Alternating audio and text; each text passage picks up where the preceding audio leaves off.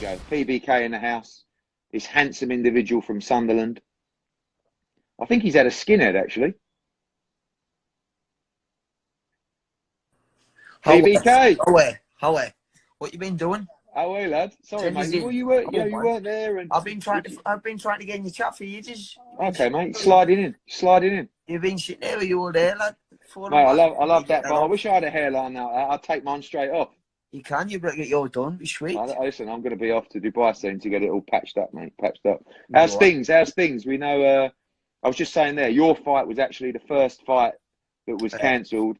Unlucky, because a couple of weeks later you would have got away with it. Spoke to Adam, he was gutted. Said you're absolutely flying in training. How disappointing was that? And obviously keeping yourself in shape now. I was flying. I was, like, that was the disappointing thing.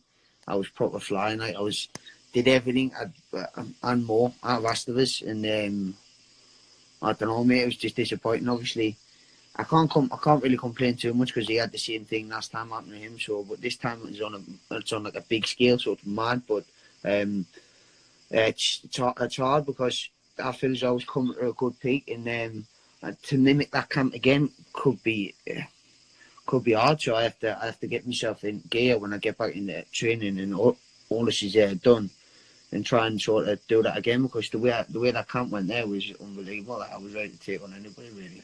What's the mindset of a fight? Obviously, you guys, you got a great gym there with Adam. You all bounce off each other.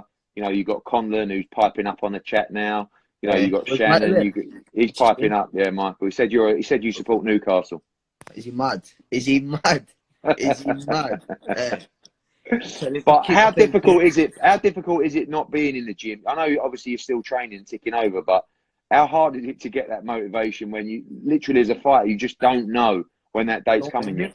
So I'm saying, and like, if you think about it, we're gonna at the end of this, you're gonna have what? Say you're talking 8, maybe 12 weeks of not being in the gym, and then you've got to come into the gym and you've got to try and make a quick turnaround for a high grade fight. It's going to be hard work. I mean, I feel as though personally it could need another camp, because to come in at a level which is a European level, it's at one step away from a world title, is big. So I feel as though I probably need another camp when I come back, and that's a disappointing thing, because it's not just set us out for a couple of weeks, and it's not being postponed for that long. It's going to be postponed until, like you said, until summertime or somewhere at the end of the day. It could be further, we don't know. Like you say, it's absolutely a nightmare, man. I said that fight, one of the fights I was looking forward to the most. Everyone was talking about that fight as well. Just the perfect test for you. Avanesyan is a real handful, but that is the fight to take you, obviously, to European champion and probably top 10 in every governing body as well. Yeah, mate, it's mad. That fight just elevates us, and with the platform we've got, like, after that fight, you never know what happens. You never know who's gonna pop their heads in and say, listen, I want to fight. Do you know what I mean? So it's a massive step up, but at the same time, it's a massive gain. And I think everyone knows now what sort of fighter David Avanesyan is, because I don't think the casual fans truly knew who he was back in the day and didn't give him the credit he was due. So he's a quality fighter, man. But look, all these tunes coming in. He's keep off here when I'm there. Get off the boys. But talk about another guy who's actually, although you generally find a little bit of beef and bad words said back and forwards, with you and Conor Benn, like, I know there's rivalry. There seems to be respect as well. Your amateur pedigree's on another level to his. He came out, he had a handful of fights in a shed in Australia. He came out of his old man's names, grafting well. People starting to see the improvements with him now. People starting to give him a genuine chance to beat you, or even be in a competitive fight with you as well. That fight, if you both keep winning, could be a really, really big fight for 2021. Oh, mate, lovely fight. I'd love that fight. Obviously, we've talked before, and I'd love that fight. And he's coming on. He's coming on, and he's got a good name. So that would do well at the stadium, and like that would. So be alright. Also, one fight that's been sort of teased in the past. We know you are different weight classes, but you against Lewis Ritson, I can't help thinking, has all the ingredients. I mean, you got obviously, and one of the issues with, we know he has a massive support up in Newcastle. You got your support in Sunderland as well. It's sometimes difficult to stick you both in the arena there in Newcastle, but to do that fight, I mean, whether Lewis moves up from 140, you come down a pound or two or whatever. But I just feel that, in terms of for the region, you against Lewis Ritson. I mean, if you can all both get to world level as well, it's a monstrous fight. Mate, unbelievable. Like, that sells out any stadium, and that sells out Newcastle or Sunderland, do you know what I mean? But it's one for the future. It's one for the future there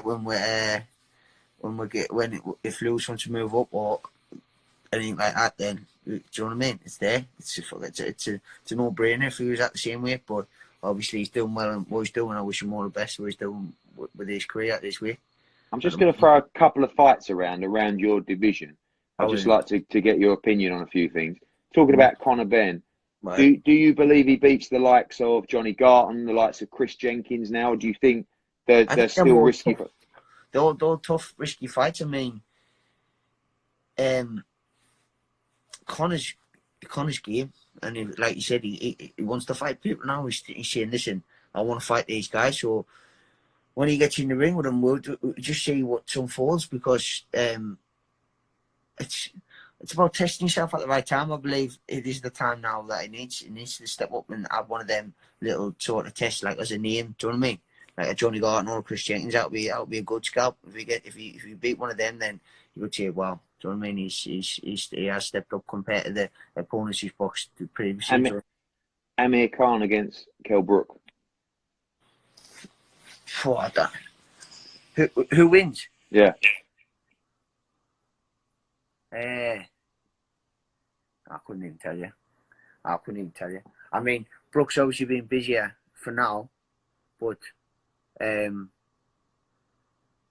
mate, I don't know. I wasn't sure. Kell Brook, Liam Smith. I'd have to go Liam Smith for that one. Oh, yeah. I'd have to go Liam Smith just because his toughness and he's just his grade of. I feel as though he's got that grade and he's cut through at that weight. He's tough, and he's a tough come forward fighter. Him and it'll be a hard fight for Kell. Two good fights. Just before we go, I want to just get a few comments from you on Mick Conlan. Because he's been piping up a lot on this feed. What's your thoughts? What's your thoughts on Mick Conlan? Overrated? I mean, what do you think? His bacon's overrated. That's what it is. He's messaging me all the time going, "What's your missus' recipes? What's she cook? What's her recipes?" I know, I've seen him. Terrible. He made it. What cake the other day? He made this something Victoria sponge cake. If you look at it, right, it's all stuck in the middle. It's all. Did look quite nice though. One of the pictures looked quite nice. It does. What he's getting me fat. Colin is a wanger. All right, mate. Listen, thanks for coming on, PBK. Stay active, because when we come back, these dates are going to be coming fast. Yes, but I'm my man. All good. Cheers, Josh. Take care, mate. Bye, bye.